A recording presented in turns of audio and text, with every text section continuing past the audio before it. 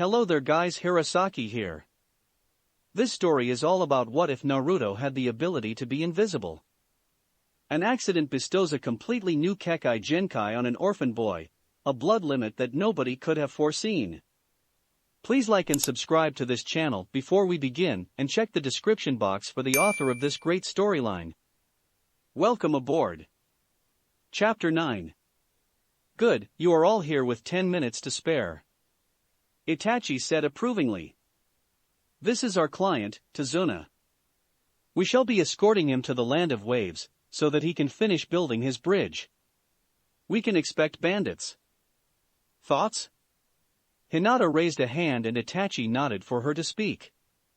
I can use my Byakugan to check the surrounding area every so often. I cannot have it permanently on. Because of the chakra cost. Itachi finished smoothly. You know your limits well. Put me at the front and I can sniff out threats, as can Akamaru here. Kiba piped up, earning another approving nod. I'll send out some of my clones occasionally out to sweep the area, as well as keeping a group behind us as we discussed. Naruto said, earning a nod. Excellent. Kiba, you and Akamaru will take the lead as you suggested. Hinata and Roto, you will flank Tazuna and perform the tasks that you have suggested.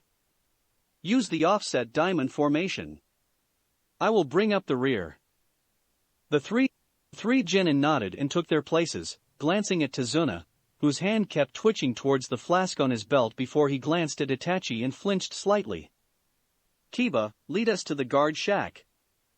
Kiba nodded and started to walk forwards towards the open gates. To the right of them was an open-fronted hut with two people sat behind the counter. One of them looked curiously at the party as Itachi walked over to them.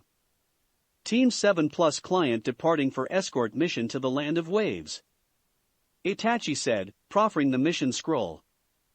One of the men behind the counter accepted it and unrolled it, examining it closely, before nodding and handing it back. Check confirmed, good luck, Itachi-san.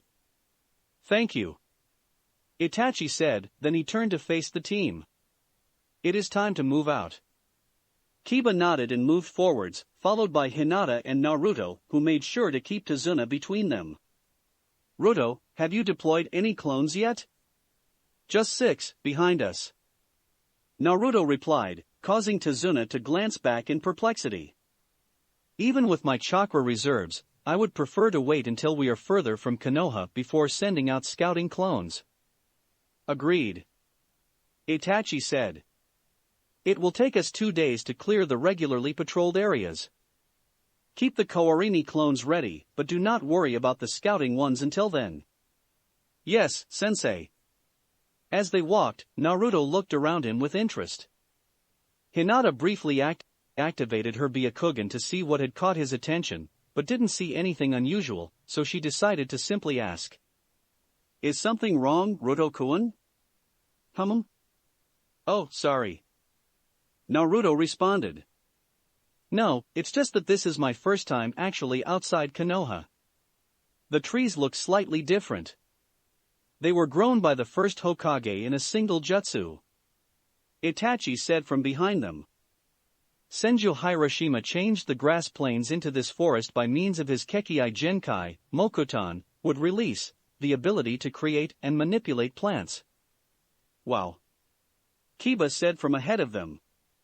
That's amazing. The Senju and the Uchiha worked together to make Konoha, but when it came to choosing who the first Hokage should be, Uchiha Madara and Senju Hiroshima fought at what would become the Valley of the End. Madara summoned the greatest of the Biju, the Kyubi no Kitsune, but the Kyubi was sealed away by Hiroshima's wife, Senju Mito, born Uzumaki Mito. She became the first Jinchuriki of the Kyubi and stood by her husband's side when he was granted the title of Hokage. You said that she was the first Jinchuriki. Kiba noted. There were others? 2. Itachi said. The second was Mito's niece, Uzumaki Kushina, the red-hot habanero, who traveled from Yuzushiogakure to take on the burden before Mito finally passed away.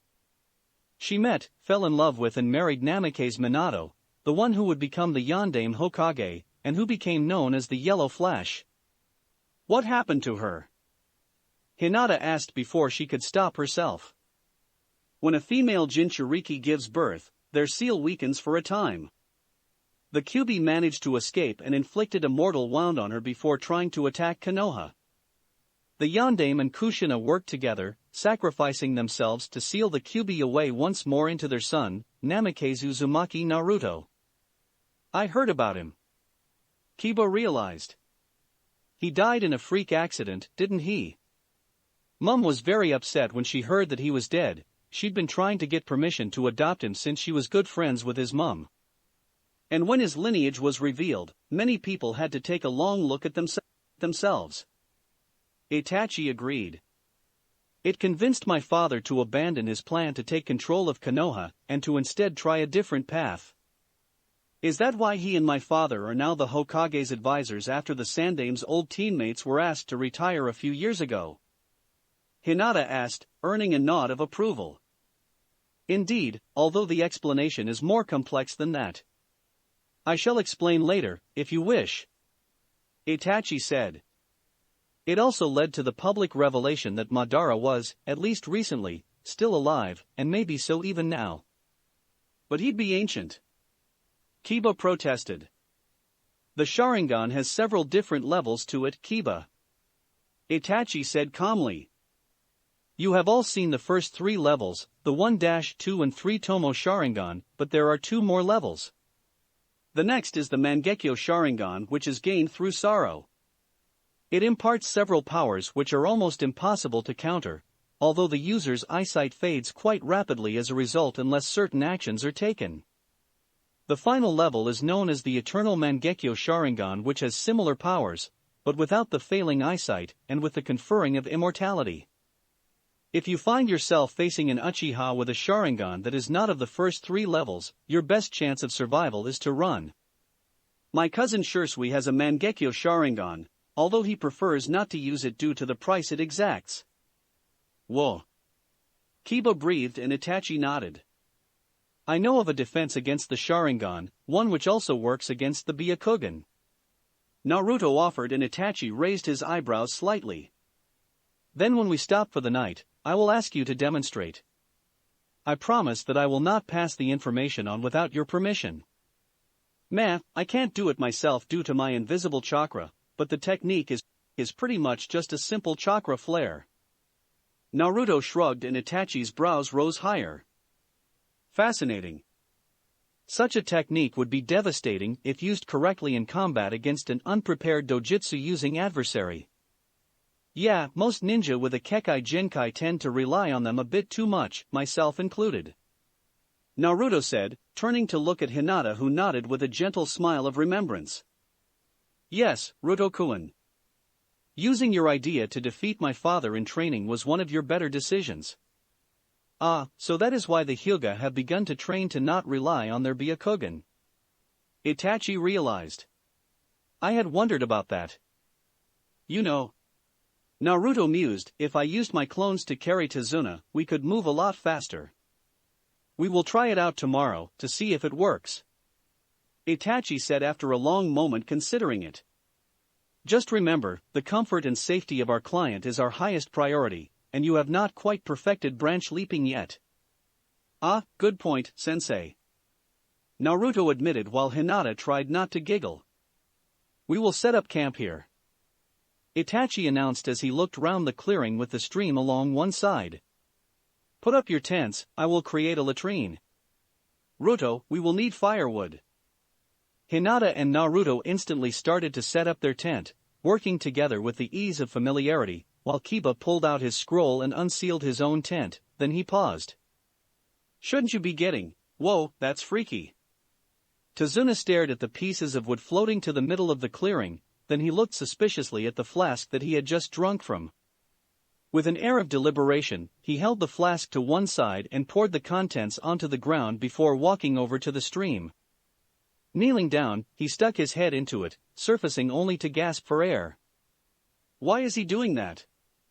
Itachi asked as he returned to the clearing. Kiba shrugged. Dunno. He poured his drink away too.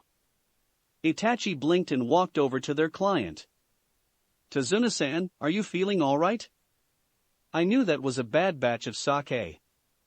Tazuna moaned as he pulled himself to his feet. It was making me hallucinate. I gotta go sober from now on. Itachi opened his mouth, then thought better of what he was about to say. If you can sit by the fire, I will see to setting up your tent. Tazuna nodded in thanks and staggered past Itachi, who watched him go. Why do I suspect Roto had something to do with this? He mused to himself. Itachi? Yes, Tazuna-san? Tazuna gave a significant glance at one of the tents and Itachi followed his gaze. The tent in question was the one that Hinata and Naruto had gone to sleep in, although Naruto had deployed several clones around to provide sentries. What? Is Roto a girl? Itachi stared at Tazuna in confusion. No, he is a boy. Why do you ask? Then, Hinata is a girl. I do not see where you are going with this. A boy and a girl sharing the same tent? Is that normal? Since they are betrothed, I see no problem with it. Itachi supplied and Tazuna stared at him. Betrothed? Indeed. Itachi said as he pulled the final 2 fish off the fire. Handing one to the confused older man, he took a bite before continuing his explanation. Roto and Hinata have been betrothed since before they started the academy. When they entered the academy, Hinata moved into Roto's house, so that they could be together. Hinata and her younger sister are the only two who have seen Roto without his coverings, although Hinata has several hand-drawn pictures of him. She is a good artist. Tazuna blinked several times, then shook his head. Ninjas, I'll never understand you people. Betrothing at, what 10? 9? 8? 8. That's what the damn nobles do. The circumstances were rather unusual. Itachi said with a slight shrug. It is not something that normally happens. Tazuna nodded, then gave his empty sake flask a longing look before sighing. Well, I'm headed for my bedroll, we've got a lot of walking tomorrow. Itachi watched his client shamble off, then half-turned to look at the smallest tent. Couldn't sleep? Kiba half-emerged, a slightly embarrassed look on his face, and Itachi moved round to sit closer to him. How are you feeling? Nervous, kinda. Kiba said with an embarrassed shrug. Dunno how to put it. This is your first mission outside Konoha, as well as your first C rank. Itachi said understandingly. Some nervousness is only to be expected, this is all new to you after all. Is Akamaru well? He dropped right off. Kiba smiled, then he fought down a yawn. I think you should join him. Itachi said with a slight smile. Go and hunt your dreams together. We are still in the patrol range, so we will not need to stand a full watch tonight. Thanks, sensei. Kiba yawned as he wriggled back into his tent. Itachi nodded and made a kage bunshin. Wake me if anything happens. He commanded and the clone nodded as Itachi made his way towards his own bedroll. Itachi's eyes opened as the smell of breakfast drifted into his tent. Opening the flap, he looked out to see Hinata and Naruto working together over the small campfire, Naruto clad in his Hakami and Hapori combo. Opposite them sat Tazuna, eyes wide and transfixed on the gap in the Hapori where Naruto's face would have been had he been visible, while Kiba sat to one side, brushing Akamaru's fur. All of the other tents had been packed and sealed. Itachi pulled himself out of his tent and, in fast, methodical fashion, collapsed and sealed it before turning round and accepting the bowl of food offered to him by Hinata. This smells very nice. Itachi said as he pulled a spoon out, and Hinata blushed and looked away. Thank you. It's a recipe that Kosan gave to me, and I never got to try out. It's supposed to be very useful on missions. Itachi took a taste of the stew and nodded. I recognize the recipe. Protein, carbohydrates, vitamins, in virtually the same proportions as a ration bar, but with a far better taste. An excellent meal, Hinata-sama. Hinata's blush intensified as she glanced over to where Akamaru was busy licking his bowl clean, while Kiba was using his puppy dog eyes as he held out his bowl for a second serving. "We will be trying to cover more distance today," Itachi said after he finished the bowl and handed it to Hinata for a refill. "Ruto, about what you suggested." Naruto nodded and pulled out a scroll that Itachi hadn't seen before. With a quick application of chakra, several lightweight open sedan chairs comprising 4 poles, a length of rope and a piece of fabric appeared. "Interesting," Itachi said. "I shall run so." Naruto resealed one of the chairs, leaving 3.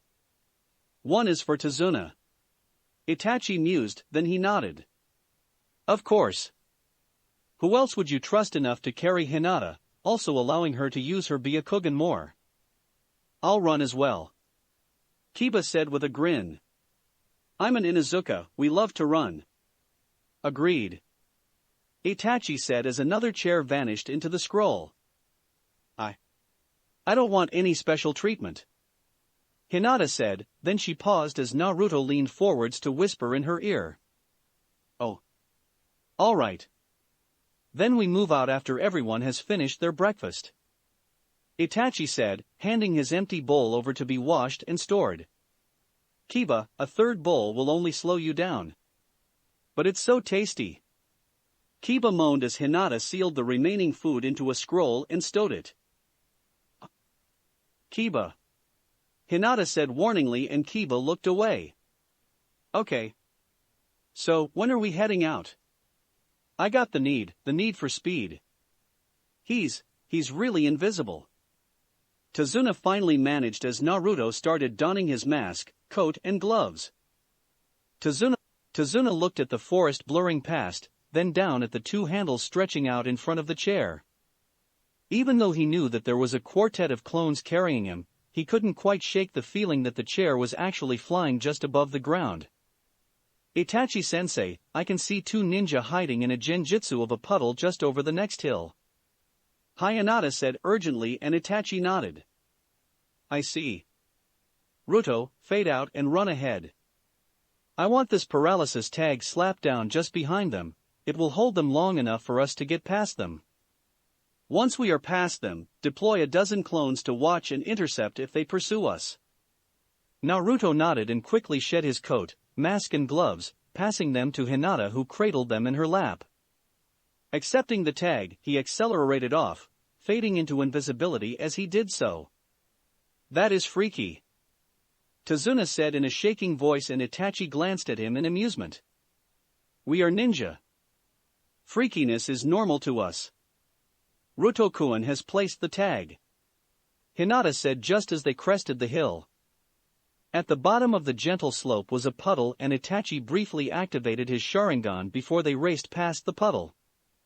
As they headed up the next slope, Hinata leaned slightly towards him. "They've managed to break free of the tag. Ruto has them flanked with clones." "Good. Halt." The group came to a quick stop with Tazuna grabbing onto the sides of his chair to avoid being tipped out by the sudden deceleration.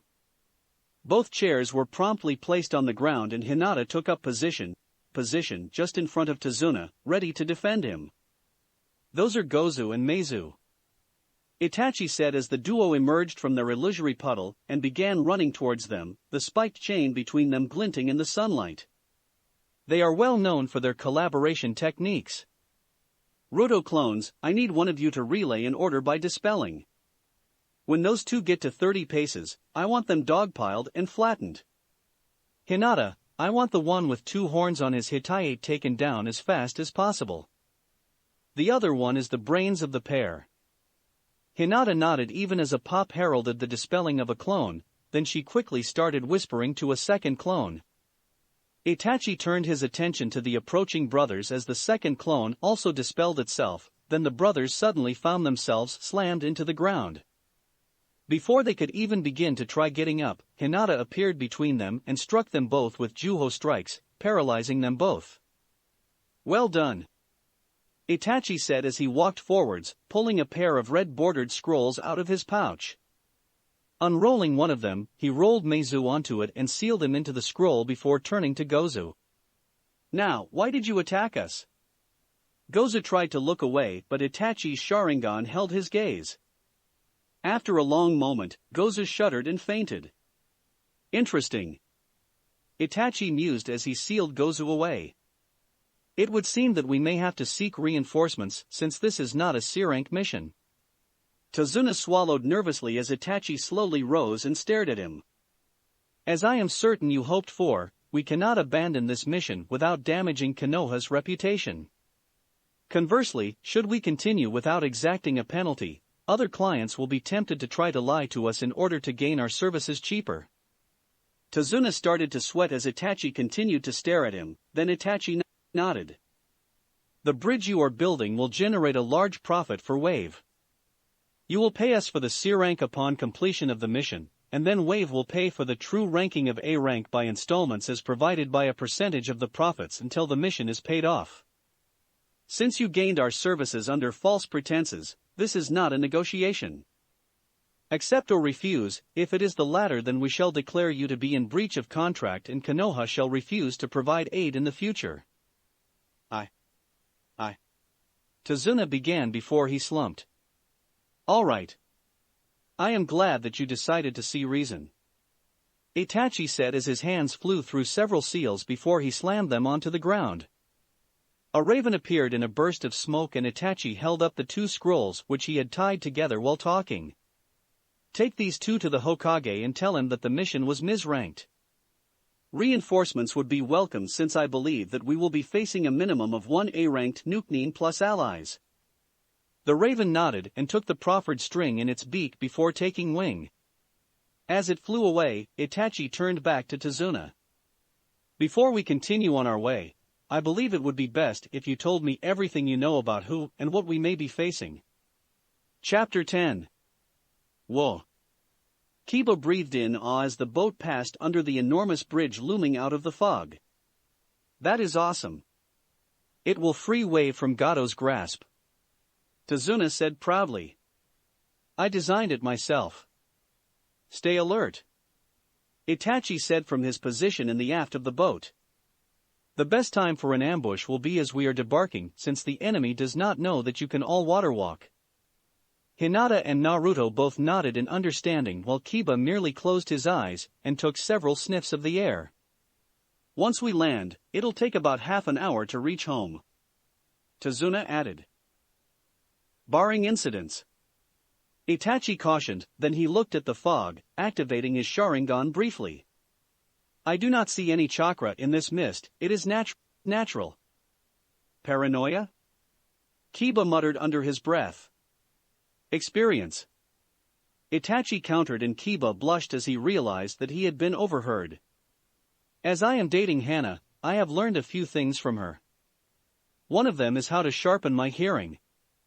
I don't want to know what else you've learned from her. Kiba said hurriedly and Hinata struggled to not laugh before briefly activating her Byakugan. I do not see anything at the shoreline, sensei. Keep your guard up anyway. Itachi said. A large number of fatalities on missions can be attributed to people believing that they have passed all the dangerous parts and relaxing too early. You ninja are paranoid. Tazuna mumbled and Itachi gave him a look. We ninja must live with the constant threat of combat. It is not paranoia, it is simple preparedness. The boat came to a stop beside a small, ramshackle jetty. Rather than use it, Itachi merely stepped out of the boat and used his water walking to reach the shore where he waited for the others to join him. Hinata? Hinata nodded and activated her Byakugan before frowning. Sensei, I am seeing threads of chakra starting to infuse the fog. If it gets any worse, it will begin to affect my range. Itachi frowned. Ruto, I want a wave of clones sent ahead to scout out as well as a group ready to Kawarimi should we be attacked. Naruto nodded and made a familiar hand seal. A pop heralded the forming of the clones and Itachi's thoughtful frown deepened as the passage of the scouting clones stirred the fog in their wake. Keep a sharp watch out. The demon twins were working for an A-ranked Nukenin, but I couldn't quite identify him. An attack can come at any time. We will use the same formation as we started with. Kiba moved to the front, sniffing the air. Hinata activated her Byakugan before growling with annoyance. Sensei, the chakra level is starting to affect my Byakugan. My visual range is already down by a quarter. Understood, keep watching at regular intervals. Itachi said, his Sharingan flaring into life. Let's move out. Even as Hinata inhaled sharply, Kiba hurled abrasive kunai at a bush ahead of them. Akamaru charged into the bush and emerged a moment later towing a shivering white hare. Sensei, there was someone in there before watch out. Hinata finished with a shout. Before they could even duck, a flying giant sword sliced through them all and embedded into a tree. Nice work with the Kawarimi, Roto. Itachi said quietly as the group looked at the cloud that marked the dispelling of the clones that had sacrificed themselves. That sword. Momochi Zabuza, the demon of the bloody mist. As if summoned by his name, Zabuza appeared standing atop his blade, staring at the group. Impressive trick. You know who I am and I know who you are. Uchiha Itachi, Sharingan Master. Itachi inclined his head slightly in confirmation even as he subtly motioned for the others to stand back. I assume that you are here for my client? If you mean that old drunk, yeah. Zabuza agreed and Itachi tilted his head slightly, his Sharingan flaring as he drew his Tanto. You realize that I will fight you. Wouldn't have it any other way. Zabuza smirked, his bloodthirsty grin identifiable even through the bandages wrapped around his lower face. You know that your fancy eyes won't help you, right? Itachi dropped into a combat crouch as the fog around them suddenly grew in density, then Zabuza's voice echoed through the woods. 8 choices. Liver, lungs, spine, clavicle vein, jugular vein, brain, kidneys, heart. Which one should I go? What the? Great breakthrough. 8 of Naruto's clones performed the wind jutsu at the same instant, blasting away the fog to reveal Zabuza a dozen paces away. A wind user? He growled in annoyance. This suddenly became a great deal more difficult. You have no idea. Itachi said as he seemed to materialize in front of Zabuza, delivering a series of blurred strikes that Zabuza barely managed to block or avoid. As they strained against each other, Zabuza grunted as a cut suddenly opened on his arm. You're good. That was not me. Itachi said in confusion and Zabuza blinked. What do you mean, Rururg? Reaching up, Zabuza grabbed at the wound on his right bicep and frowned. What the hell, an invisible kunai?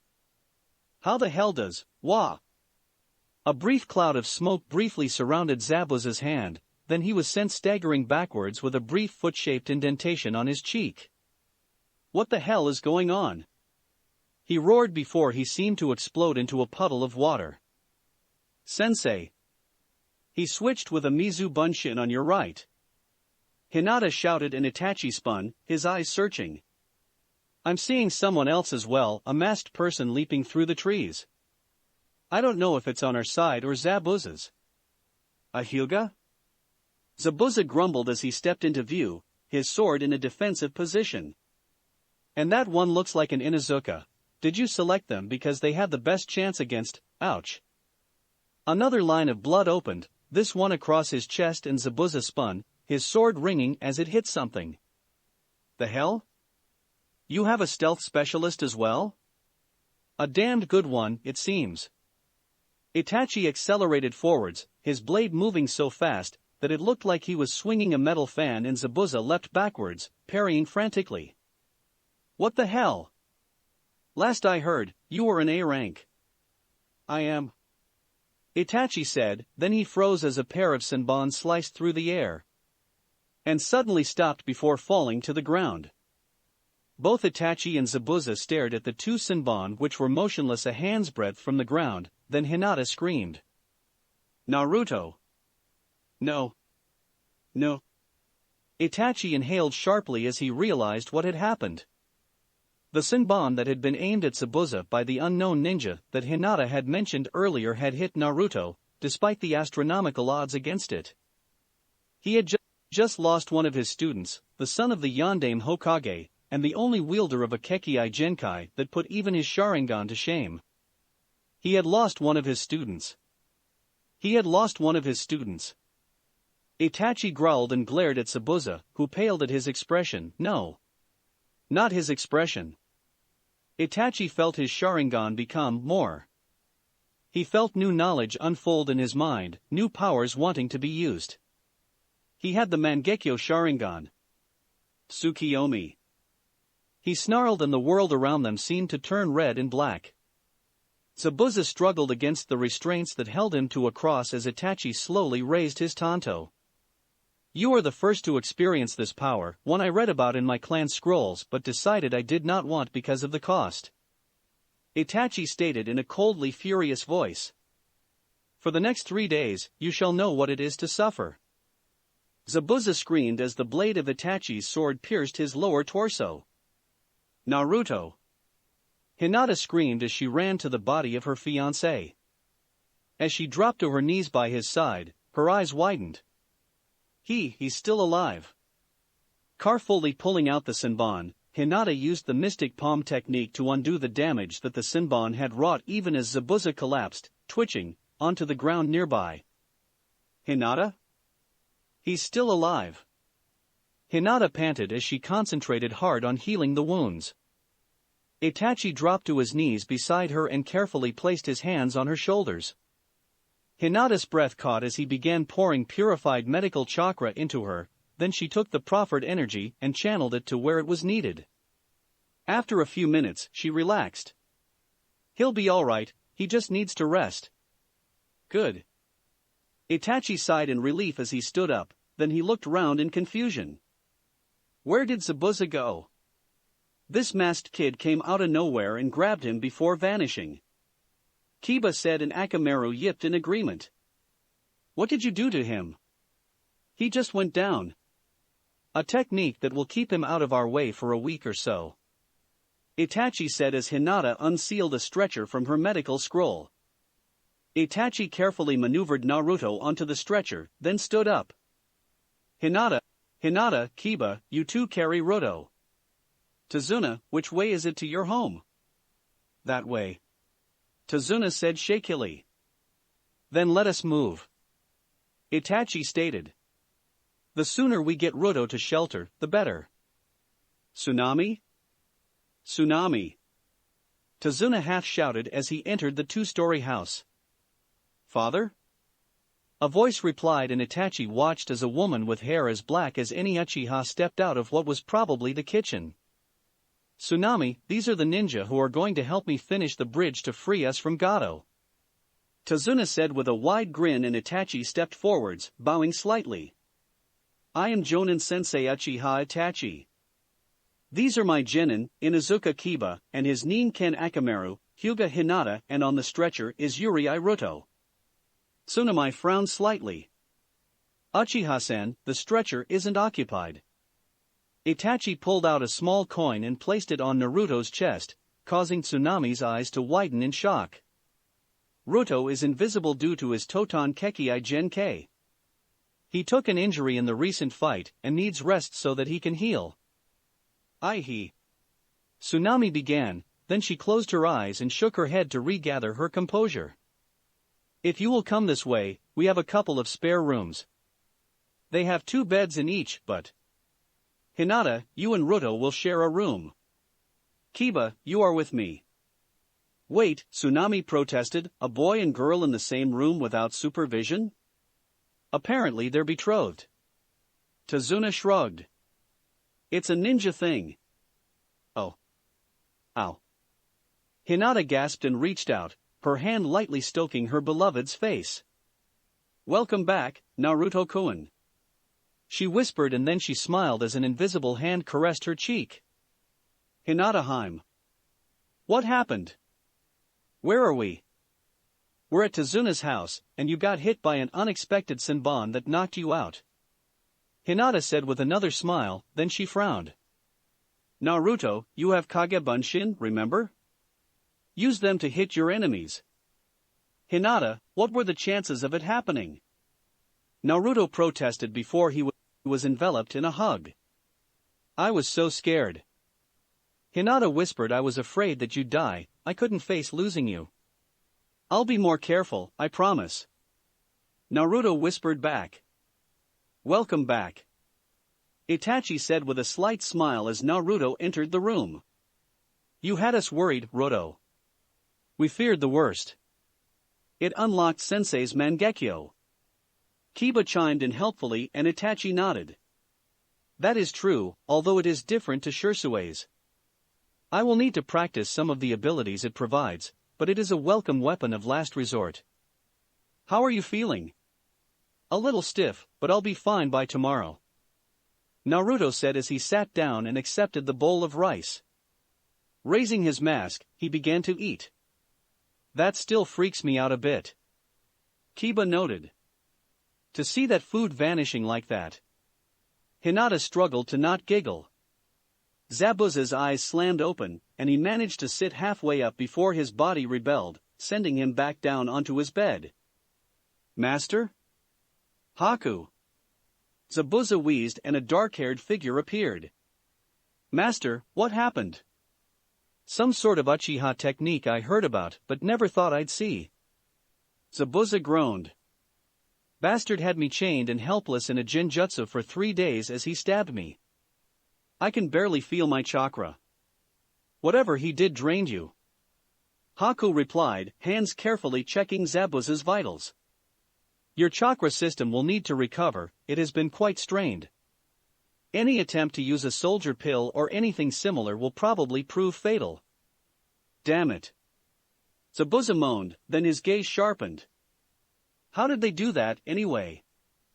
One of the genin seems to be naturally invisible. Haku said and Zabuza inhaled sharply in shock. I watched them after the fight through an ice mirror.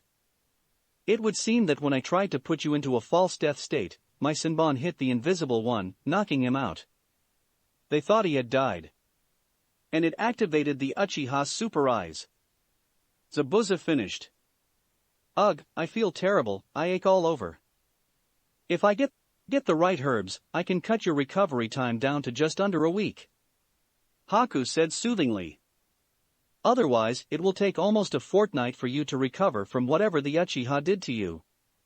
Fine. Zabuza said as he closed his eyes.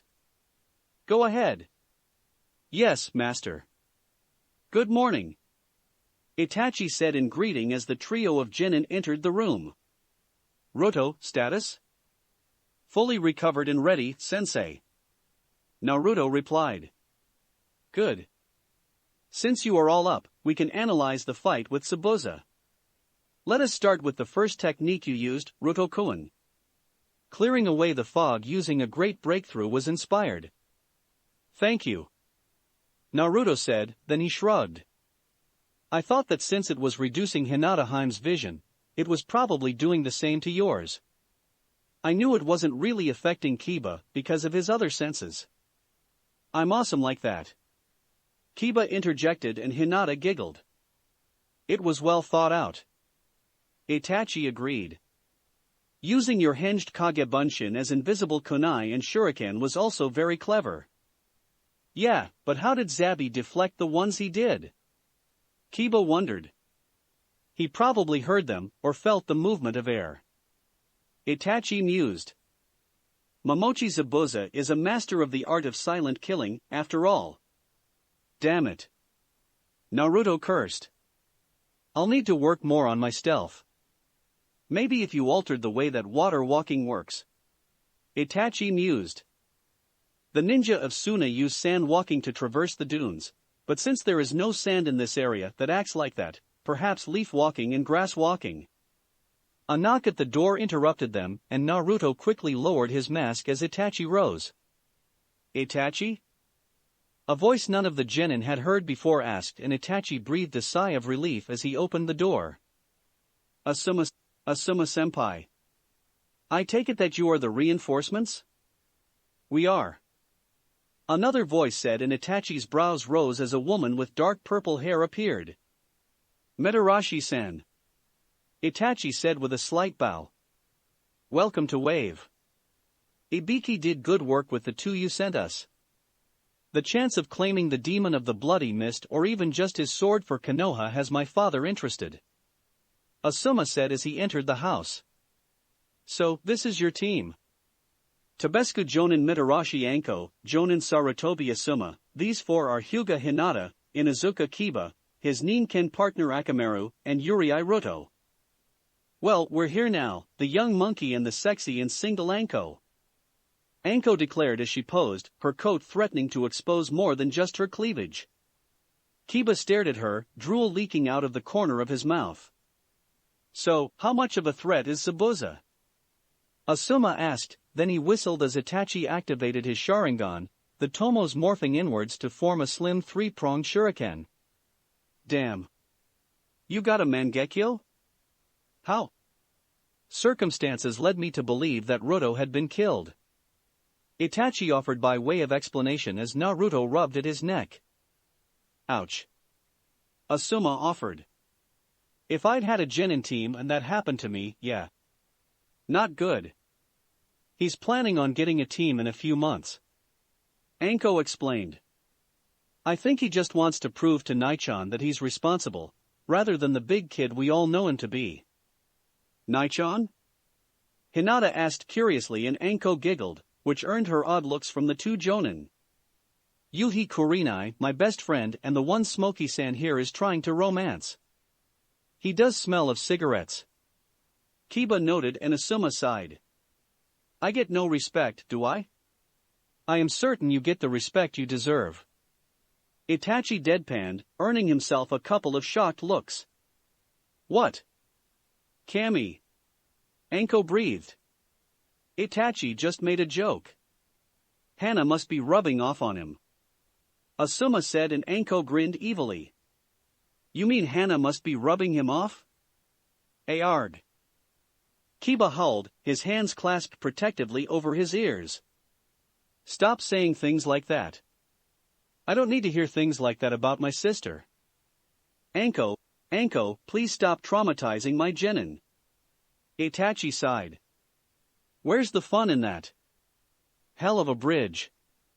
Asuma noted as he looked down the length of the incomplete structure that vanished into the light mists. So, what's the plan? Anko, you are the best of us at recon. Itachi said and Anko nodded. Take Hinata and try to find Gato's base of operations. Hinata's Byakugan will prove to be most useful, and her growing mastery of Juho will aid if you need to defend yourselves. Feel free to help her with her medical jutsu, but do not corrupt her too much. Asuma, you and I will switch between guarding the house and guarding the bridge. With your permission, I would like to assign Ruto to you. I cannot aid him in developing his wind affinity effectively. But I can. Asuma agreed. That leaves you with your brother-in-law to be. Hana has taught me several of the Inazuka solo techniques, and I am carrying a scroll of the more advanced partnership jutsus. Itachi said. I am the best placed of us three to help him develop his skills. Sounds like a plan. Anko smirked. How long do I get to search? 5 days. Itachi said calmly. I hope that Zabuza will be out of action for a fortnight, but if he has a Mednin helping him, he could be back on his feet in under a week. I would prefer to have your help when I face him again. Using the Tsukiyomi is rather tiring and leaves me vulnerable for a short while afterwards. Understandable. Asuma agreed, then he smiled. Wind affinity, huh? Wind is his primary. I have been helping him with his secondaries of fire and lightning. What? Anko gasped. He has 3 affinities? Whoa. Your team is going to flatten the Chunin exams. Chapter 11. Anko watched her newest, albeit temporary, drat it all, apprentice out of the corner of her eyes as they rounded the corner of the road, the trees hiding the house from view and coincidentally blocking their view of Naruto. As Hinata briefly activated her Byakugan, Anko managed not to chortle. Damn, girl. You really have it bad for that masked boy, don't ya? Hinata nodded, blushing slightly, and Anko gave her a one-armed hug. Nothing to be ashamed of, being in love. I trust he treats you like a princess? He calls me Hinata-heim. Hinata smiled and Anko grinned at her. You've managed to tame him, have you? Good on you. Anko-sensei. What? Anko pouted. Just saying it how it is. You're so uptight about things like that, I think you'd get along well with Nai-chan. Maybe you can introduce us when we get back. Hinata offered and Anko laughed. Oh, I like you, little princess. Thank you. Hinata said in a doubt-filled voice. No problems. Anko smirked, then she turned serious. I know that your Byakugan will help a lot in finding our target, but how's your stealth? It isn't anywhere near Naruto-kun's, but Itachi-sensei said that it was adequate. Anko whistled. Wow, you must be good. Itachi-senpai doesn't offer compliments easily. Can you tree jump yet? Itachi-sensei has described it, but I haven't had a chance to try doing it. Can you tree walk? Water walk? Good, then channel chakra to your legs to boost your jumping and follow me. Anko leapt up into the canopy, Hinata hot on her heels, then she started to bounce almost lazily from one branch to the next. The secret is to keep moving and don't stop unless you absolutely have to. She called over her shoulder. Try to plan at last 3 jumps ahead if you can, but be ready in case something goes wrong like a branch snapping. You can pump some chakra into a weak branch to get it to hold you, but don't do it too often or you'll run out of chakra. Hi, Anko-sensei.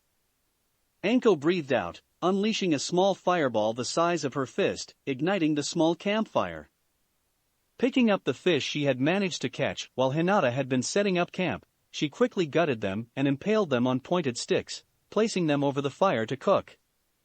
So, she said, tell me about yourself and your skills. I only got the basics. Hinata looked up for a moment, then she sank down into a sitting position close to the fire.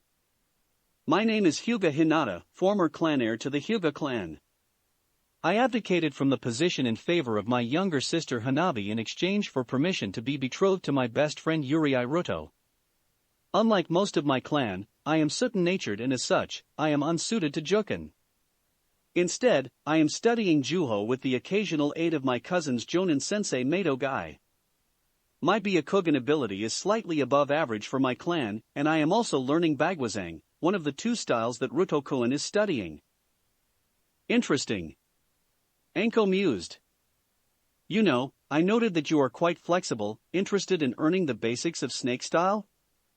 I'd like to see if it matches your gentle step style. I would be honored if you would teach me, Anko-sensei. Hinata replied with a slight bow.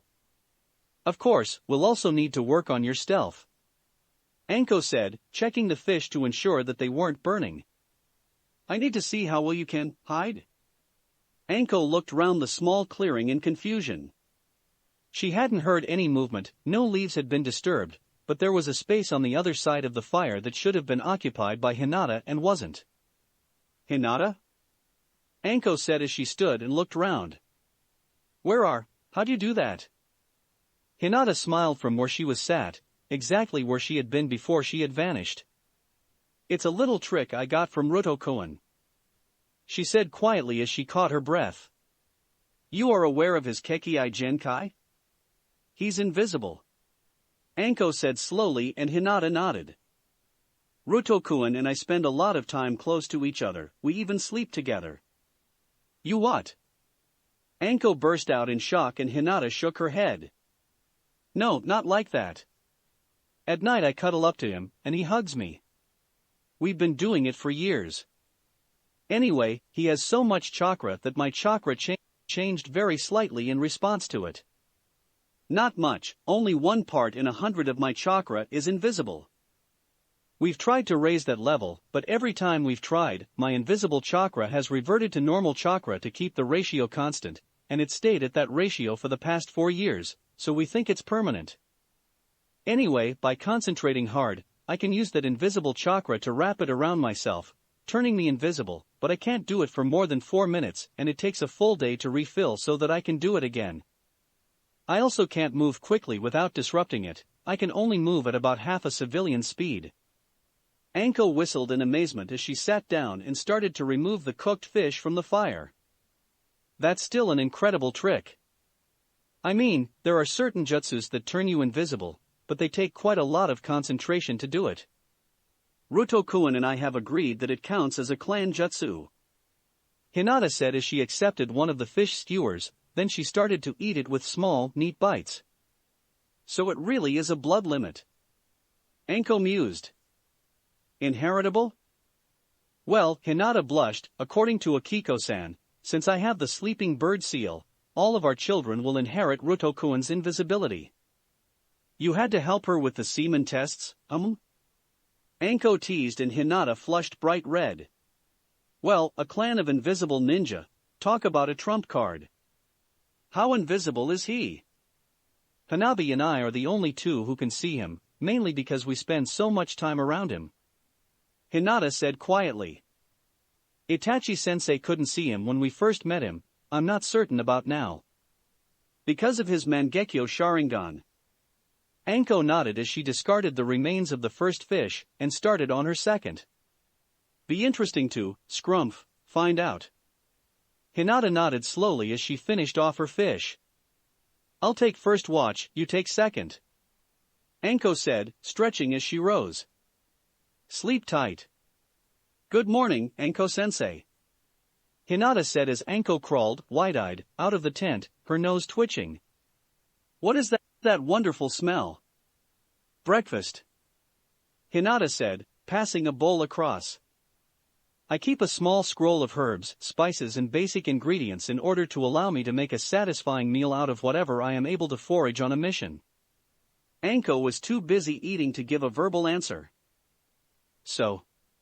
Anko said as they leapt through the trees, heading for a place that Anko had overheard one of Gato's thugs talking about.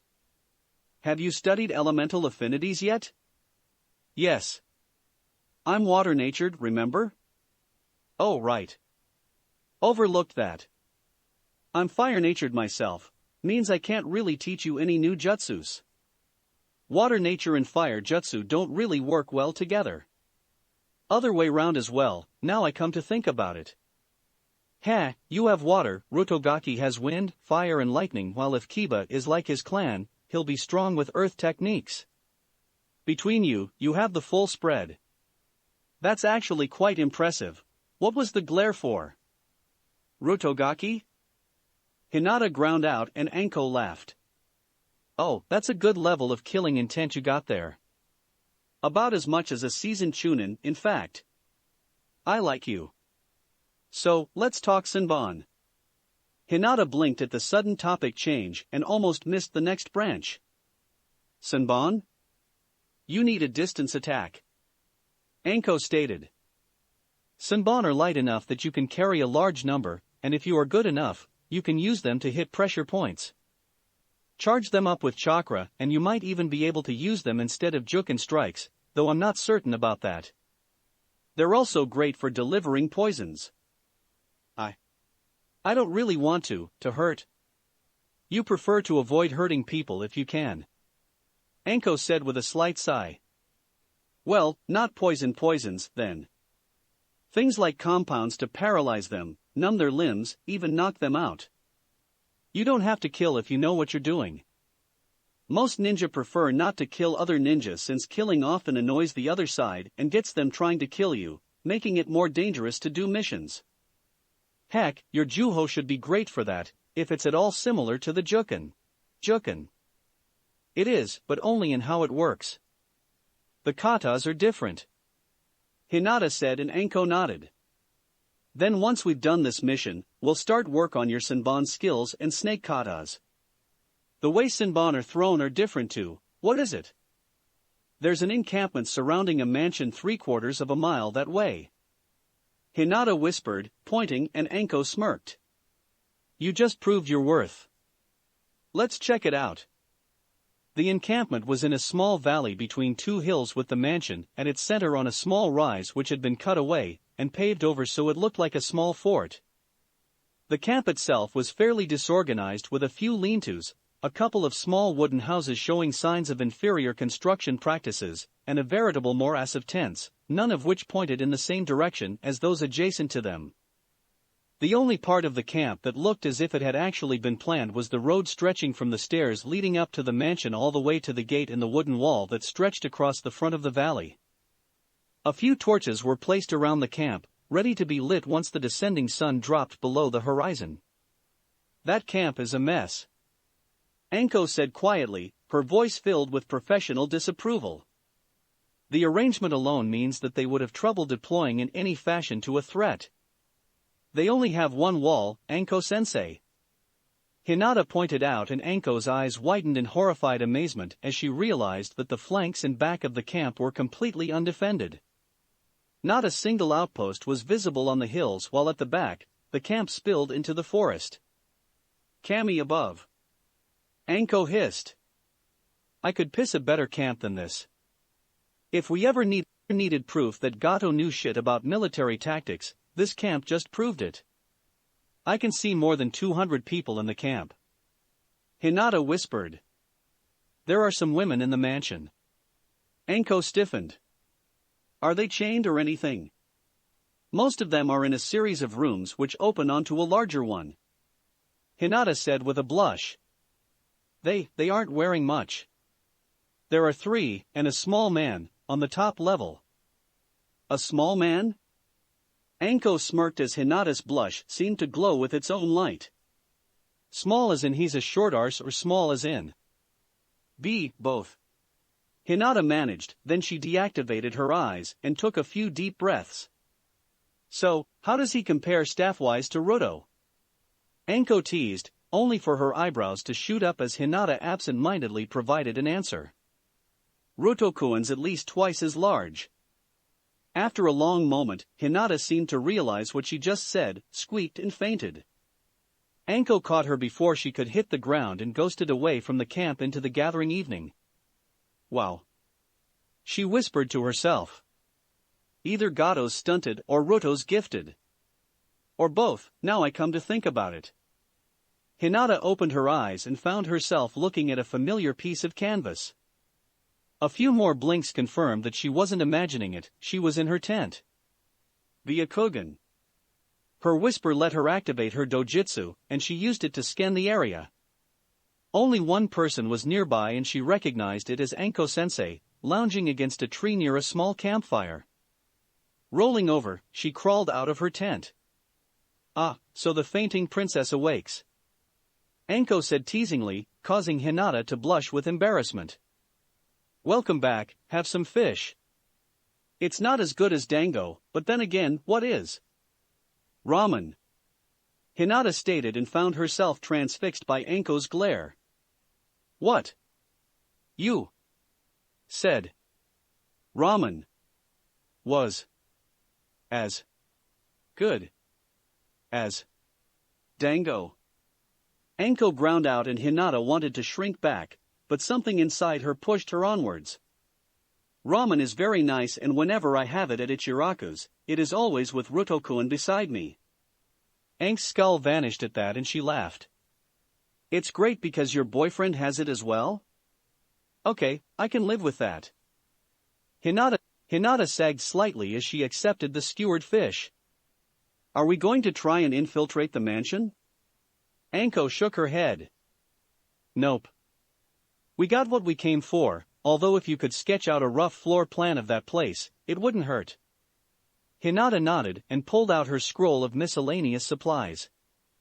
A moment later, she had a blank scroll, a brush and a pot of ink in front of her. "Nice," Anko said approvingly. "Not many genin can do sealing that well. I thought the Hyuga clan tended to discourage learning it, except for a few deemed to have the potential to become good enough to apply that forehead seal. But I am going to become a Yurei when I marry Ruto-kun, so the normal Hyuga rules do not apply to me as much. It helps that I am learning his clan style of sealing from his family scrolls." Hinata replied as she concentrated on sketching out the walls and rooms of Gato's mansion. My sister is currently training to assume the position of clan heir. Anko nodded as she took another bite of her fish, washing it down with a swig of water from her canteen. So, she said as she put down the canteen. Your kids will inherit both of your blood limits, right? Hinata shook her head. No, just Rutokuin's. Seal? Hinata nodded and Anko snarled. They'd put the caged bird seal on you just because you're marrying outside the clan? No. Hinata said calmly as she dipped the brush into the ink. They applied the sleeping bird seal. All it does is means that my children will inherit Rutokuin's Totan Kekkai Genkai and not my Byakugan. There are no control parts or bits designed to seal away my Byakugan, only to stop it being passed to a non-Hyuga. Oh, okay, I guess. Anko said as she rubbed one hand against the side of her neck. Sorry, I had a bad experience with control seals a long time ago.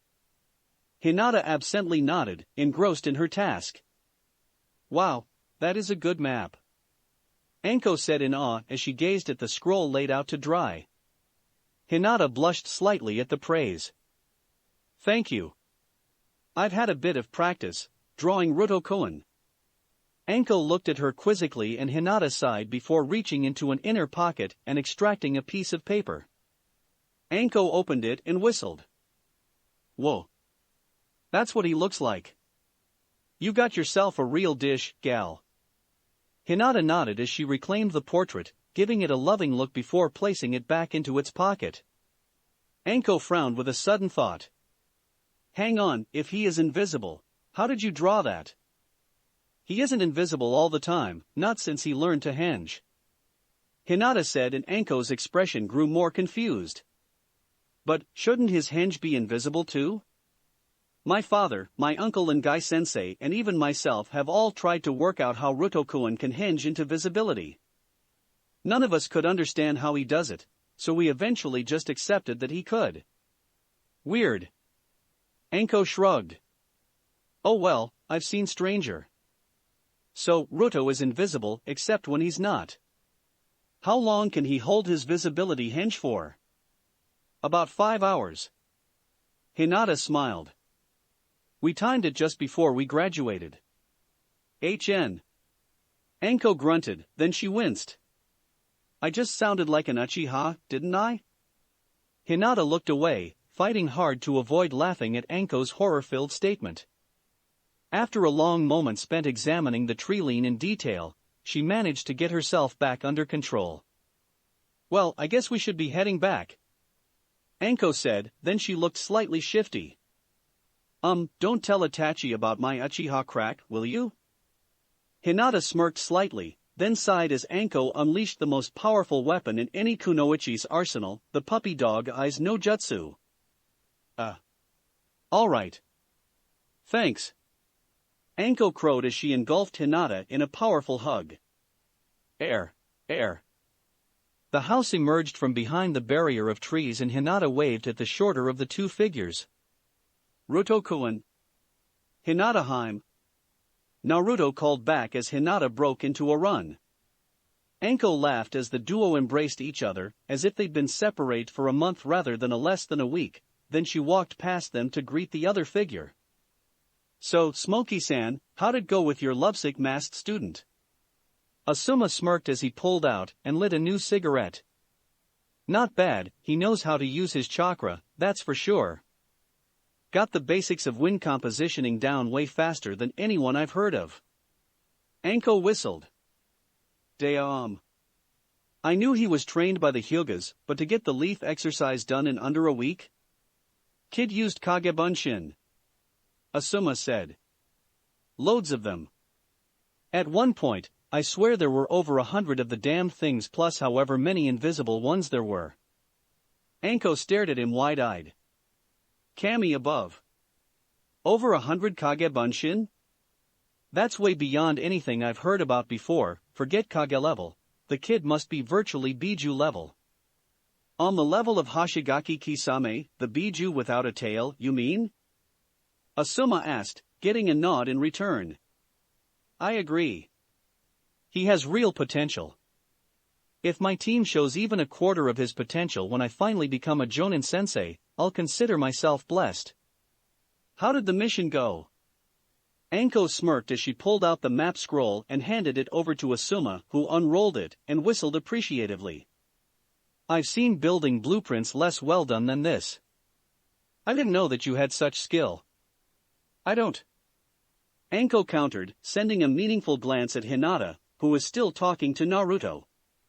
So, tonight we talk to Itachi. My vote is for me and him to sneak in and kill the dwarf.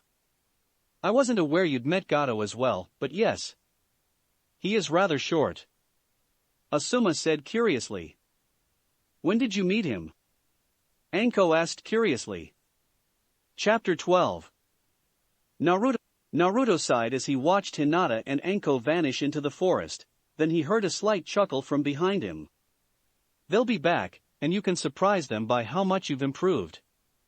Now come on, I need to check your affinities for myself.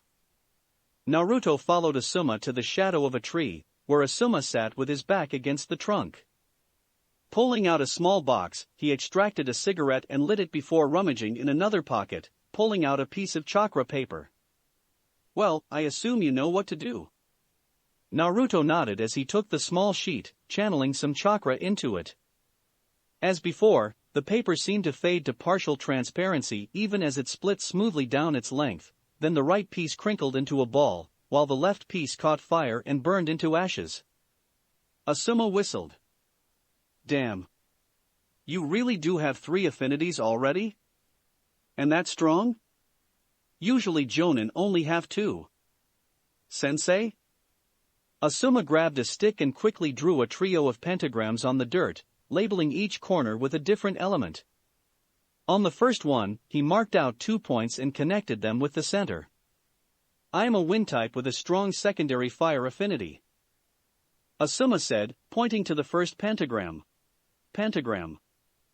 I can combine them to a degree to form several different attacks, but my other affinities are undeveloped. Quickly placing 5 dots on the second, Asuma connected them to form a lopsided pentagram biased towards lightning. Kakashi, on the other hand, is naturally a lightning type, but has worked hard to develop his other affinities to almost the same level in order to allow him to use his transplanted Sharingan as efficiently as possible. There is a reason that he is known as the ninja with 1,000 techniques after all. 3 dots appeared on the final pentagram and Asuma motioned towards it.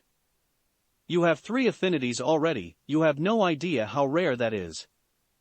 The fading of the paper was odd, but I've heard rumors of your Kekkai Genkai, so we can ignore that for now. Having 3 affinities means that you are at an advantage over almost any opponent who uses a single type. Lightning can pierce earth and is transmissionable through water, allowing you to use it against both natures. Wind blocks lightning and fire is regarded as a solid attacking element. In short, you've lucked out offensively, although your defensive skills could be somewhat of an issue in the future.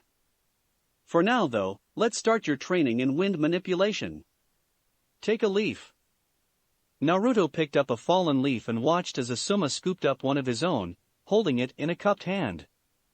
An instant later, the leaf split in half. That was using my wind chakra, he said. Each person tends to visualize it slightly differently. I think of it as a pair of blades scraping together to get sharper. During my time with the Guardian 12, one of the others was a samurai who folded his chakra like the metal in a katana to create his wind enhancement on his blades. I even met a monk who used gentle motions to control his wind chakra, turning and flowing like he was made of wind himself before unleashing powerful gusts of wind. Just try different ways of visualizing it until you find one that works for you. Naruto nodded and dropped the leaf. Before Asuma could do more than open his mouth, Naruto moved his hands into a specific position. Kage Bunshin no Jutsu. 3 dozen cloaked figures appeared and Asuma's jaw dropped in shock. As the figures each took a leaf and moved outwards to find some space to work in, Asuma managed to pull his senses together. Over 30 Kage Bunshin? Even Kakashi can't do more than a dozen. I have Kage-level chakra reserves.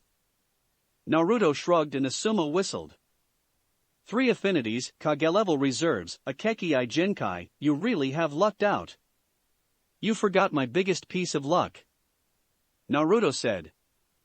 Hinata Haim decided that even though I was unworthy of her, she wanted me anyway. Asuma smirked as he inhaled, then he leaned back and blew a smoke ring. Kid, I think I'm almost jealous. Here. Itachi said, handing Kiba a leaf and passing another to Akamaru. I have watched Kakashi do this exercise. Kiba, use your chakra to grind the leaf into powder. Akamaru, rub your chakra to form sparks to curl the leaf. Kiba nodded and moved to sit against the railing of the bridge, concentrating hard on the leaf as he did so. Tazuna paused from directing the workers and walked over, looking at Kiba quizzically. What are they doing? Exercises to increase their elemental affinities. Itachi explained, briefly activating his Sharingan and scanning the surrounding area. My primary element is fire, but I have taken my cue from Kakashi-senpai and begun increasing my other affinities. Are you going to do that now? Itachi shook his head. As the person in charge of guarding you, I must not allow myself to be distracted from my mission. I shall continue the exercises tomorrow, when it is Asuma-san's turn to protect you. Tazuna nodded slowly, then turned his attention to a beam that was being extended outwards towards the next set of pilings. A yip caught Itachi's attention, and he looked down to see Akamaru sat with a crinkle-edged leaf in front of him. Well done, Akamaru. An excellent beginning. Keep doing it until you can crinkle the entire leaf rather than just the edges. Akamaru nodded and ran off, returning with another leaf. This is hard, sensei. Kiba half moaned and Itachi nodded. I agree, but it will aid you in the long run. With more control over the earth chakra inside you, techniques using the ground will be both easier to use and faster. With a solid grounding in Doton, you will be able to reshape any battlefield to your advantage. Combined with Akamaru's lightning affinity, you will be almost unstoppable in battle. Kiba's expression firmed and he turned his attention back to the leaf in his hands. Right. Time to get on with it. Itachi looked at the intent genin and smiled slightly before turning and walking silently to stand by Tazuna, once again scanning the area as he did so. Tazuna failed to notice his approach and Itachi had to suppress his laughter as the old man turned and almost levitated in shock. Kami! Stop doing that! He yelped, clutching at his chest before glaring at the younger man. Doing what? That appearing out of nowhere without a sound thing. Most ninja do it. Itachi said in a deadpan voice, hiding his amusement. It is often known as the stealth highbye, no one sees us arrive or leave. We move in silence, we travel in the shadows. We are shinobi. It is our way of life. Still freaks the hell out of me. Tazuna grumbled, shaking his head. I hope that smoker is less dramatic than you, Grard. Stop. Doing that. Itachi looked down briefly from his perch atop the crane, a small smirk on his lips despite his best efforts. As Tazuna spun round, trying to locate him, Itachi's ears picked up his mumbled comment. Bloody ninjas. Indeed. Itachi said as he landed lightly behind Tazuna, causing the old man to jolt in shock. Don't do that. Tazuna ground out as several of the workers laughed.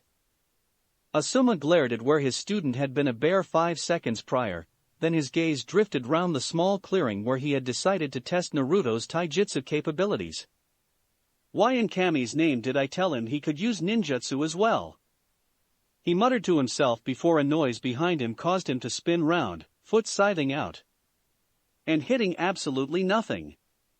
Before he could regain his balance, he felt a hand grab his arm and pull him further off balance. Then a body slammed into him, followed by a second and a third. Within seconds, Asuma was weighed down by a veritable horde of invisible bodies. Okay. He groused. So, you can work with your clones. Now, how about we try this again, sticking to a one-on-one fight? Actually, before we do, how the hell do you all know where each other are? Irika-sensei related a story about working with a sensor nin who used pulses of chakra as a type of echolocation technique. Naruto said as the bodies pinning Asuma dispelled. Before I managed to get it down, I was always colliding with my clones. And you all emit pulses? Asuma asked in surprise. That explains why I was feeling my own chakra ripple somewhat, but I didn't actually sense yours directly. I have invisible chakra. Naruto replied, hinging back into visibility and shrugging. I haven't found anyone other than Hinata-hime and Hanabi-chan who can sense it, so I can use it without worrying. That sort of makes sense, as much as I don't want it to. Asuma admitted after several moments' thought. Makes it even scarier fighting against you. The Hyuga must need a change of underwear every time they consider what you could do. Naruto lost control of his henge as he burst out laughing. Asuma rose to his feet and took his normal stance. Alright, let's try again. For a long moment, nothing happened, then Asuma's gaze sharpened as several blades of grass bent. Hiya! He shouted, lunging forwards, and he felt his fist brush against fabric. We're back! Tazuna called as he, Itachi, Kiba, and Akamaru entered the house. Your masked genin is bloody scary. Asuma said from where he was lounging on a chair. I hope to hell and back that you have ensured that he's loyal to Konoha, because if he ever decides to go rogue, he'd be the first ever SS-class nuke nin. Hell, once we get his taijutsu up to real levels, he'll probably have a flea on sight order, or rather a flea if you think he's nearby order given his Toton blood limit. Please tell me you can see him with those freaky eyes of yours? I'm curious about that as well. Naruto said as he walked in, fully masked and cloaked. Reaching up, he removed his mask and Itachi's eyes turned red, their tomo twisting into a three-pronged shape. I can make you out, like a figure of clear water, clear, slightly glowing water. He said after a long moment before his eyes reverted to their normal black. So, certain Byakugans can see me, and at least one Mangekyo Sharingan. Naruto mused. When we get back to Konoha after this mission, can we try with Shursui? I think you said he has a Mangekyo as well and he hasn't spent any time around me, so chakra contamination will be virtually zero. And we can thus determine whether it is the chakra contamination, or the Mangekyo itself that allows you to be seen. Itachi finished. I agree, it will be interesting to find out. Leaves the problem of other dojutsu. Asuma smirked. I really doubt we'll come across a Rinnegan, so we can ignore that. The priestess in the land of demons is rumored to have a precognitive dojutsu, but since she isn't a ninja, that can also be ignored. There's a clan reputed to have a predictive dojutsu which caused the eyes to glow red, but they lived in mist.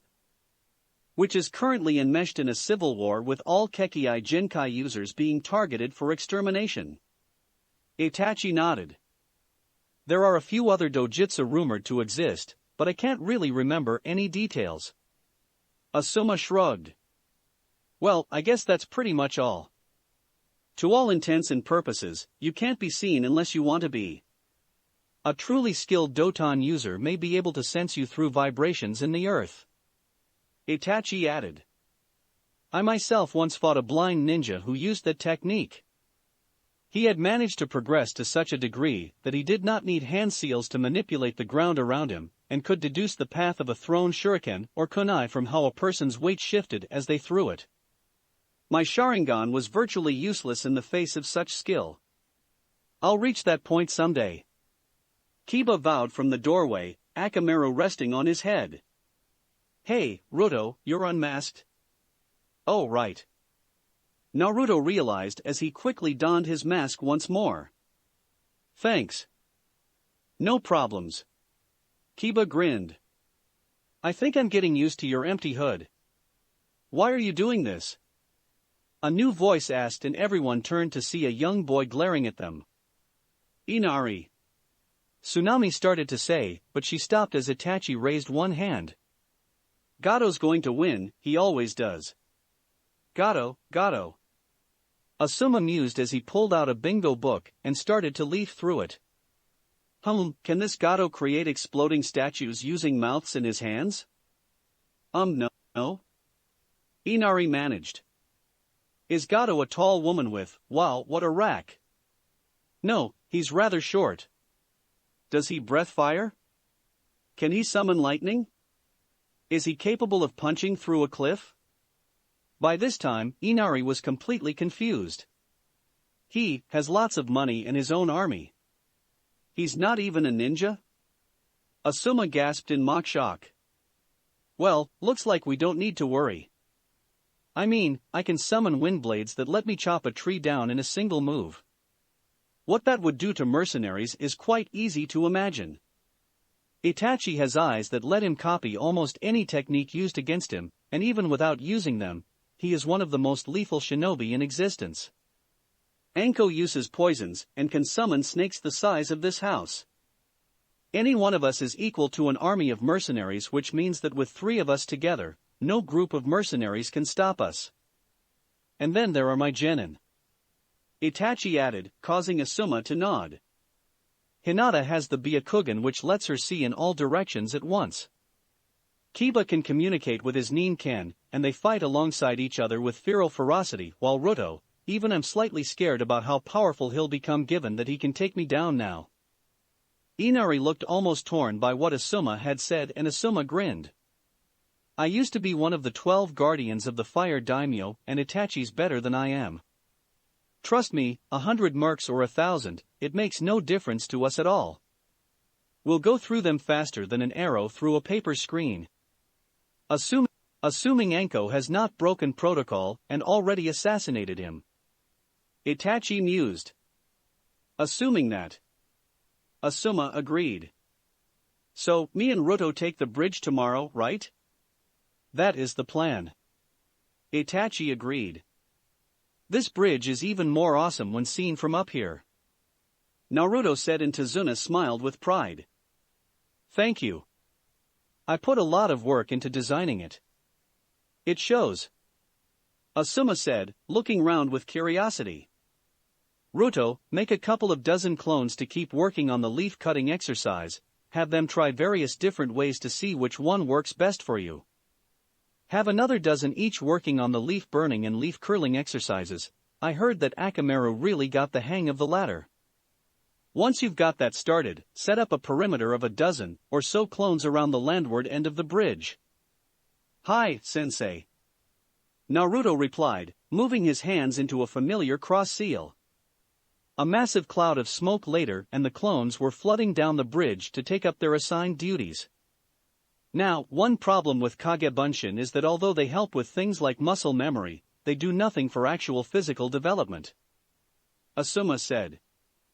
That being the case, I want you to start running lengths of the bridge to work on increasing your speed. Naruto nodded before sprinting off. You're working him quite hard, ain't ya? Tazuna queried, and Asuma shrugged slightly. Ruto has the potential to be the most powerful ninja since the Sage of the Six Paths himself. I would be remiss in my duties if I didn't do my best to encourage his development. Asuma replied. I wonder if the Hyuga allowed him to learn the Rasengan. With his chakra, people would literally not be able to see it coming. If he ever develops Doton and Suiton affinities, he'll be totally unstoppable. At Tazuna's look, he elaborated further. Ruto already has Futon, Raiton and Katon affinities, which is more than most Jonin. I myself only have Futon and Katon. With his Kage-level chakra and his Toton Kekkai Genkai, I don't know of a single ninja except for Itachi who would be able to stand up to him once he hits Chunin level, and Ruto at Jonin is. It's just scary. I'd rate him as borderline A rank already. Tazuna whistled. And when he finally starts his own clan. Asuma mused, the other villages will panic at the thought of a legion of truly invisible ninja who could be anywhere. The Urei clan will be the perfect spies, scouts and assassins. Damn. Tazuna swore softly, and Asuma nodded. The younger generation don't know just how much his ability will change things.